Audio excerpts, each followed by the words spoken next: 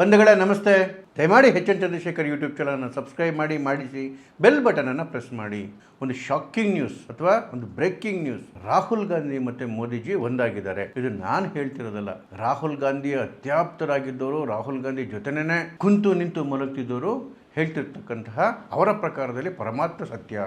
ನೋಡಿ, ಈ ಜಿರ್ಲೆ ಹೋರಾಟ ಕೇವಲ ಜಿರ್ಲೆಗಳನ್ನಷ್ಟೇ ಎಕ್ಸ್ಪೋಸ್ ಮಾಡಲಿಲ್ಲ, ಎಲ್ಲರ ಬಂಡವಾಳ ತೆಗೆದಿಟ್ಬಿಡ್ತು, ಎಲ್ಲರ ಮುಖವಾಟ ಕಳಿಸಿಟ್ಬಿಡ್ತು. ಅದು ಕಾಂಗ್ರೆಸ್ ಇರ್ಬೋದು, ಇಂಡಿಯಾ ಅಲಯನ್ಸ್ ಇರ್ಬೋದು, ಆಮ್ ಆದ್ಮಿ ಪಾರ್ಟಿದಿರ್ಬೋದು, ಸಮಾಜವಾದಿ ಪಾರ್ಟಿದಿರ್ಬೋದು, ಮುಸ್ಲಿಂ ನಾಯಕರುಗಳ್ದಿರ್ಬೋದು, ಈ ಸಿಖ್ ಉಗ್ರಗಾಮಿಗಳ್ದಿರ್ಬೋದು, ಚಂದ್ರಶೇಖರ್ ಆಜಾದ್ ರಾವಣಂದಿರ್ಬೋದು, ಎಲ್ಲರನ್ನ ಜನರ ಮುಂದೆ ನಗ್ನ ಮಾಡಿಬಿಡ್ತು. ಒಂದು ರೀತಿಯಲ್ಲಿ 20ನೇ ತಾರೀಕು ಸೆಷನ್ ಶುರುವಾಗಬೇಕಿತ್ತು, ಪಾರ್ಲಿಮೆಂಟ್ ಸೆಷನು. ದೊಡ್ಡ ಮಟ್ಟದ ಹೋರಾಟಗಳು ಶುರುವಾಯಿತು ಜಿಲ್ಲೆಗಳಲ್ಲಿ.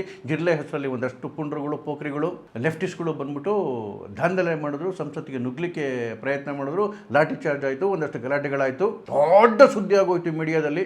ಇಡೀ ಜಿಲ್ಲೆಗಳು, ಇಡೀ ಸ್ಟೂಡೆಂಟ್ಸು ಸರ್ಕಾರವನ್ನು ಮಂಡಿಯೂರಿ ಕೂರಿಸ್ಬಿಟ್ಟಿದ್ದೇವೆ ಅಂತಕ್ಕಂಥ ವಾತಾವರಣ ನಿರ್ಮಾಣ ಆಗೋಯ್ತು. ಅದು ಇದ್ದಕ್ಕಿದ್ದಂಗೆನೇ ರಾಹುಲ್ ಗಾಂಧಿ ಮೋದಿಯವ್ರ ಮನೆ ಮುಂದೆ ಹೋಗಿ ಕಾಂಗ್ರೆಸ್ನ MP ಗಳನ್ನ MLA ಗಳನ್ನೆಲ್ಲ ಸೇರಿಸ್ಕೊಂಡು ಸ್ಟ್ರೈಕ್ ಸ್ಟಾರ್ಟ್ ಮಾಡಿಬಿಟ್ರು ಮೋದಿ ನಿವಾಸದ ಮುಂದೆ, ಅಫಿಷಿಯಲ್ ರೆಸಿಡೆನ್ಸ್ ಮುಂದೆ. ಏನು ಅಲ್ಲಿವರೆಗೂ ಮೀಡಿಯಾಗಳು ಏನು ಕಂಪ್ಲೀಟಾಗಿ ಈ ಹೋರಾಟವನ್ನು ಹೈಲೈಟ್ ಮಾಡಿಕೊಂಡು ಕೂತಿದ್ವು, ಇದ್ದಕ್ಕಿದ್ದಂಗೆ ಅಷ್ಟೂ ಮೀಡಿಯಾಗಳು ಮತ್ತು ಅಟೆನ್ಷನ್ನು ರಾಹುಲ್ ಗಾಂಧಿ ಕಡೆಗೆ ಟರ್ನ್ ಆಗೋಯ್ತು.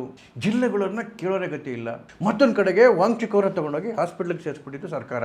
ಅವರು ಅಲ್ಲಿಂದ ಮಾತಾಡ್ತಾ ಇಲ್ಲ. ಯಾವಾಗ ಕಂಪ್ಲೀಟಾಗಿ ರಾಹುಲ್ ಗಾಂಧಿ ಕಡೆಗೆ ಶಿಫ್ಟ್ ಆಗೋಯ್ತು ವಿಷಯ, ಸರ್ಕಾರ ಕೂಡ ನಿರಾಳವಾಗೋಯ್ತು. ಯಾಕೆ ಅಂತ ಹೇಳಿದ್ರೆ, ನೋಡಿ, ಮೋದಿಗೆ ಬೇಕಾಗಿರೋದು, BJPಗೆ ಬೇಕಾಗಿರ್ತಕ್ಕಂಥ ಒಂದು ಈಸಿ ಪಿಚ್ ಏನಂತ ಹೇಳಿದ್ರೆ ಅದು political pitch. That with Congress. ಯಾವಾಗಲೂ ಇವರ ಫೈಟು, ಇವರ ಪಂದ್ಯ ಕಾಂಗ್ರೆಸ್ ಜೊತೆ ನೇರವಾಗಿ ಅಥವಾ ರಾಜಕೀಯವಾಗಿ ವಿಪಕ್ಷಗಳ ಜೊತೆ ನೇರವಾಗಿದ್ದರೆ ಈಸಿಯಾಗಿ ಮ್ಯಾಚ್ಗಳನ್ನ ಗೆದ್ಕೊಂಬಂದ್ಬಿಡ್ತಾರೆ. ಆದರೆ ಅದೇನೇ ಡೈವರ್ಟ್ ಆಗಿ ಅದು ಸಾರ್ವಜನಿಕರ ಮೇಲೆ ಹೋದ್ರು, ಅಥವಾ ರೈತರ ಹೆಸರಲ್ಲಿ ಹೋದ್ರು, ಅಥವಾ ಸ್ಟೂಡೆಂಟ್ಗಳ ವಿಚಾರದಲ್ಲಿ ಹೋದ್ರು, ಈ ಒಂದು ಗಟ್ಟಿತನ ಪ್ರದರ್ಶನ ಮಾಡೋಕ್ಕಾಗಲ್ಲ ಸರ್ಕಾರಕ್ಕೆ. ಎಲ್ಲ ಒಂದು ಕಡೆಗೆ ಸಣ್ಣ ಬ್ಯಾಕ್ ಫುಟ್ ಮೇಲೆ ಬರುತ್ತೆ. ಸೊ ಈ CJP ವಿಚಾರದಲ್ಲೂ ಹಾಗೆ ಆಗಿದ್ದು. ಯಾವ ಐಡಿಯಾಲಜಿ ಇಲ್ಲದೆ, ಏನು ಇಲ್ದಂಗೆ ಸುಮ್ಮನೆ ಹುಚ್ಚುಚ್ಚಾಗಿ ಶುರುವಾದಂತಹ ಒಂದು CJP ಅಂತಕ್ಕಂಥ ಪೊಲಿಟಿಕಲ್ ಪಾರ್ಟಿ, ಅದು ಪೊಲಿಟಿಕಲ್ ಪಾರ್ಟಿ ಅನ್ನೋಕ್ಕೆ ಆಗೋದಿಲ್ಲ ಬಿಡಿ. ಅದೊಂದು ಆನ್ಲೈನ್ ಫೋರಮ್. ಅದಕ್ಕೆ ಇರ್ತಕ್ಕಂಥ ಎಲ್ಲ ಲೆಫ್ಟಿಸ್ಟ್ಗಳು ಜೊತೆ ಸೇರ್ಕೊಂಡಾಗ ಅದಕ್ಕೊಂದಷ್ಟು ಶಕ್ತಿ ಬಂದಂತಾಗಿ, ಆ ಟೈಮಲ್ಲಿ ಏನೋ ವಿಷಯ ಗೊತ್ತಿಲ್ಲದಾಗ, ಏನು ಮಾಡಬೇಕು ಅಂತ ಗೊತ್ತಿಲ್ಲದಾಗ ಆ ನೀಟೊಂದು ಅವ್ರ ಕೈಲಿ ಸಿಗಾಕೊಂತು. ಸೊ ಸ್ಟೂಡೆಂಟ್ಗಳೇ ಇಲ್ಲದೆ ಸ್ಟೂಡೆಂಟ್ ಹೆಸರಲ್ಲಿ ಒಂದು ಹೋರಾಟವನ್ನು ಶುರು ಮಾಡಿದ್ರು. ಬಟ್ ಏನೋ ಒಂದು ಆಗ್ತಾ ಇದ್ದ ಸಂದರ್ಭದಲ್ಲಿ ಸ್ಟೂಡೆಂಟ್ ಹೆಸರಲ್ಲಿ ಹೋರಾಟ ನಡೀತಿದ್ದಕ್ಕೆ ಸರ್ಕಾರ ಎಲ್ಲೋ ಒಂದು ಸಣ್ಣ ಡಿಫೆನ್ಸಿವ್ ಮೋಡಲ್ಲಿ ಇರಬೇಕಾಗಿತ್ತು. ಆದರೆ ಯಾವಾಗ ಈ ಹೋರಾಟದ, ಈ ಮೀಡಿಯಾದ ಅಟೆನ್ಷನು, ಜನಗಳ ಅಟೆನ್ಷನು ಅಲ್ಲಿಂದ ತೆಗೆದು ರಾಹುಲ್ ಗಾಂಧಿ ಮೇಲೆ ಬಿತ್ತು, ಸರ್ಕಾರ ನಿರಾಳಾಗ್ಬಿಡ್ತು. ರಾಹುಲ್ ಗಾಂಧಿ ಕೆಳಗಡೆಗೆ ಬಿದ್ದರು.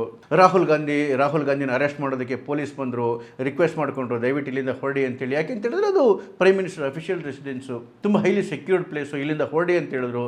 ರಾಹುಲ್ ಗಾಂಧಿಗೆ ನಾಟಕ ಆಡೋದಕ್ಕೆ ಒಳ್ಳೆ ಜಾಗ, ಮೀಡಿಯಾಗಳೆಲ್ಲ ಇದ್ದಾವೆ, ಫುಲ್ಲು ಅವ್ರ ಅಜ್ಜಿ ಥರ ನಾಟಕ ಆಡ್ಬೋದು ಅಂತೇಳಿ. ಯಾಕೆ ಅಜ್ಜಿ ಥರ ನಾಟಕ ಅಂತ ಹೇಳಿದ್ರೆ, ನೋಡಿ, 1977ರಲ್ಲಿ ಎಮರ್ಜೆನ್ಸಿ ನಂತರ ಬಂದಂತಹ ಚುನಾವಣೆಯಲ್ಲಿ ಎಲ್ಲ ವಿರೋಧ ಪಕ್ಷಗಳು ಸೇರಿಕೊಂಡು ಜನತಾ ಪಕ್ಷ ಮಾಡ್ಕೊಂಡಿದ್ದಾಗ, ಆ ಚುನಾವಣೆಯಲ್ಲಿ ಇಂದಿರಾ ಗಾಂಧಿ ಹೇಳ ಹೆಸರಿಲ್ದಂಗೆ ಸೋತೋದಾಗ, ಆಗ ಫಸ್ಟು ಮೊರಾರ್ಜಿ ದೇಸಾಯಿ ಪ್ರಧಾನಮಂತ್ರಿ ಆದರು. ಅದಾದಮೇಲೆ ಅವ್ರನ್ನ ಇಳಿಸಿ ಬಂಡಾಯ ಮಾಡಿ ಚರಣ್ ಸಿಂಗ್ ಪ್ರಧಾನಮಂತ್ರಿ ಆದಾಗ ಇಂದಿರಾ ಗಾಂಧಿನ ಅರೆಸ್ಟ್ ಮಾಡೋದಕ್ಕೆ ಪೊಲೀಸ್ನ ಕಳಿಸಿದ್ರು. ಯಾಕೆಂದರೆ ಅವ್ರ ಮೇಲೆ ವಿಪರೀತ ಕೇಸ್ಗಳಿತ್ತು. ಇದ್ರ ಮೇಲೆ ಇದೇ ಸಿಕ್ಕಿದ ಚಾನ್ಸ್ ಅಂತೇಳಿ ಇಂದಿರಾ ಗಾಂಧಿಯವರು ಮನೇನಿರದೆ ಆ ಸಂದರ್ಭದಲ್ಲಿ ಇದೇ ಒಂದು ಆಪರ್ಚುನಿಟಿ ಅಂತ ಅಂದ್ಕೊಂಡು ಇಂದಿರಾ ಗಾಂಧಿ, ಅಲ್ಲಿವರೆಗೂ ಜನಗಳ ಆಕ್ರೋಶ ವಿಪರೀತ ಇಂದಿರಾ ಗಾಂಧಿ ಮೇಲೆ ಇನ್ನೂ ವಿಪರೀತ ಜಾಸ್ತಿ ಇತ್ತು. ಯಾಕೆಂತ ಹೇಳಿದ್ರೆ ತುರ್ತು ಪರಿಸ್ಥಿತಿನಲ್ಲಿ ಜನ ಅನುಭವಿಸಿರ್ತಕ್ಕಂಥ ನರಕ ಇಂದಿರಾ ಗಾಂಧಿ ಮೇಲೆ ಎಷ್ಟು ಸಿಟ್ಟು ಜನಕ್ಕಿತ್ತು ಅಂತ ಹೇಳಿದ್ರೆ ಅದನ್ನು ಊಹೆ ಮಾಡ್ಕೊಳ್ಳೋಕೆ ಸಾಧ್ಯ ಆಗ್ತಿರ್ಲಿಲ್ಲ.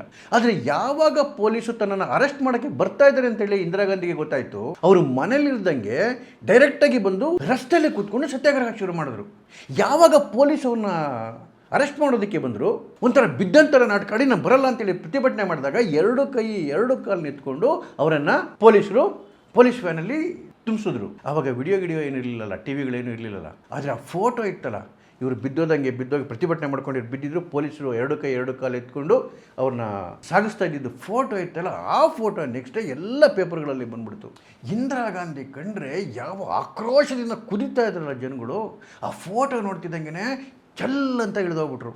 ಯಾಕೆಂತ ಹೇಳಿದ್ರೆ ಭಾರತೀಯರು ತುಂಬ ಭಾವುಕ ಜೀವಿಗಳು. ಅವ್ರ ಹಿಂದೆ ಎಮರ್ಜೆನ್ಸಿ ಟೈಮಲ್ಲಿ, ಅದಕ್ಕಿಂತ ಹಿಂದೆ ಅನುಭವಿಸಿದಂತಹ ಈ ಸಂಜಯ್ ಗಾಂಧಿ ಕೈಯಲ್ಲಿ, ಇಂದಿರಾ ಗಾಂಧಿ ಕೈಯಲ್ಲಿ ಅನುಭವಿಸಿದಂತಹ ಅಷ್ಟು ನರಕವನ್ನು ಒಂದೇ ಕ್ಷಣಕ್ಕೆ ಮರೆತುಬಿಟ್ರು. ಒಳಗಿರ್ತಕ್ಕಂಥ ಭಾವಜೀವಿ ಉಕ್ಕುಬಿಡ್ತು. ಅಯ್ಯೋ ಪಾಪ, ವಿಧವೇರಿ ನೋಡ್ರಿ, ಈ ದರಿದ್ರ ಸರ್ಕಾರದವರು ಪೊಲೀಸರು ಹೆಂಗೆ ಎತ್ಕೊಂಡು ಹೋಗ್ತಾರೆ ಆ ಹೆಣ್ಮಗುನ. ಅಷ್ಟೇ ರೀ ಆಗಿದ್ದು. ಒಂದೇ ಒಂದು ಫೋಟೋ, ಇಂದಿರಾ ಗಾಂಧಿಯವರ ಒಂದೇ ಒಂದು ಡ್ರಾಮಾ ಇಡೀ ವ್ಯವಸ್ಥೆನೇ ಬುಡಮೇಲೂ ಮಾಡಿಬಿಡ್ತು. ಚರಣ್ ಸಿಂಗ್ ಸರ್ಕಾರ ಬಿದ್ದೋಯ್ತು. ಆಗ ನಡೆದಂತಹ ಚುನಾವಣೆಯಲ್ಲಿ ಇಂದಿರಾ ಗಾಂಧಿ ಮತ್ತೆ ಅದ್ಭುತವಾದಂತಹ ಗೆಲುವನ್ನು ಸಂಪಾದನೆ ಮಾಡಿದ್ರು. ಯಾವ ಕಾರಣದಿಂದ? ಕೇವಲ ಒಂದು ಫೋಟೋ ಕಾರಣದಿಂದ.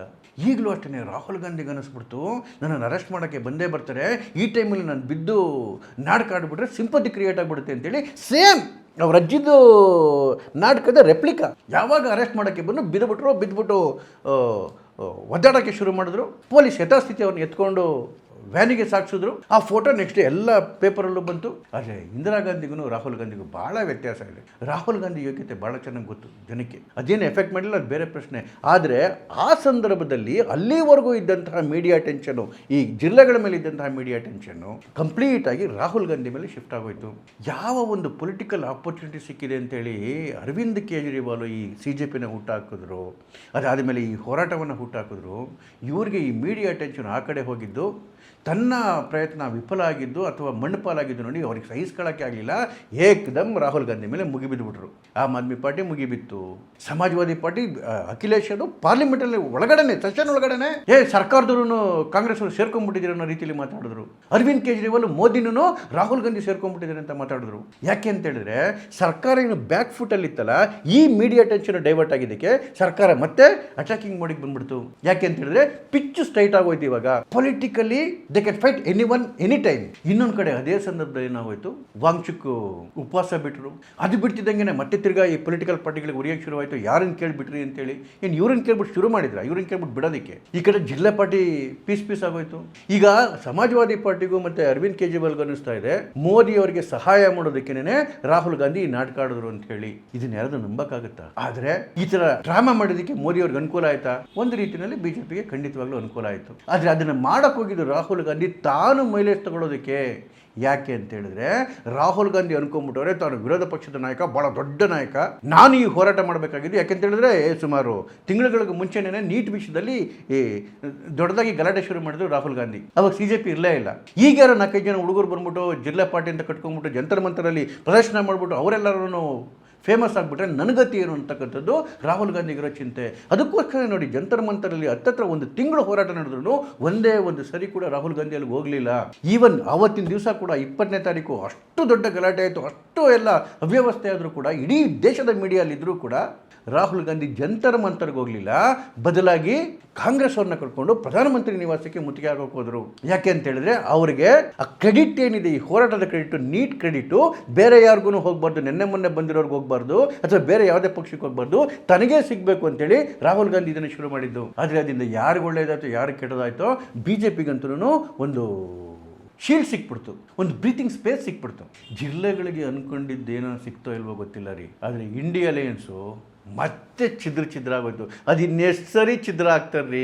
ಅಸೆಂಬ್ಲಿ ಎಲೆಕ್ಷನ್ ಬಂದರೆ ಛಿದ್ರ ಆಗ್ತಾರೆ, ಲೋಕಲ್ ಬಾಡಿ ಎಲೆಕ್ಷನ್ ಬಂದರೆ ಛಿದ್ರ ಆಗ್ತಾರೆ, ಯಾವ್ದಾರ ಇಶ್ಯೂ ಮೇಲೆ ಹೋರಾಟ ಬಂದರೆ ಛಿದ್ರ ಆಗ್ತಾರೆ, ಪಾರ್ಲಿಮೆಂಟ್ ಸೆಷನ್ ಬಂದರೆ ಛಿದ್ರ ಆಗ್ತಾರೆ, ಯಾವ್ದಾರ ವೋಟಿಂಗ್ ಬಂದರೆ ಛಿದ್ರ ಆಗ್ತಾರೆ. ಈಗ ಈ ಜಿಲ್ಲೆ ಹೋರಾಟದಲ್ಲೂ ಛಿದ್ರ ಹೋಗೋರೆ. ಕೆಲವೇ ದಿನದಲ್ಲಿ ಪಂಜಾಬ್ ಎಲೆಕ್ಷನ್ ಇದೆ, ಉತ್ತರ ಪ್ರದೇಶ ಎಲೆಕ್ಷನ್ ಇದೆ. ಇಂಡಿಯಾ ಗತಿ ಏನಾಗುತ್ತೋ ಗೊತ್ತಿಲ್ಲ.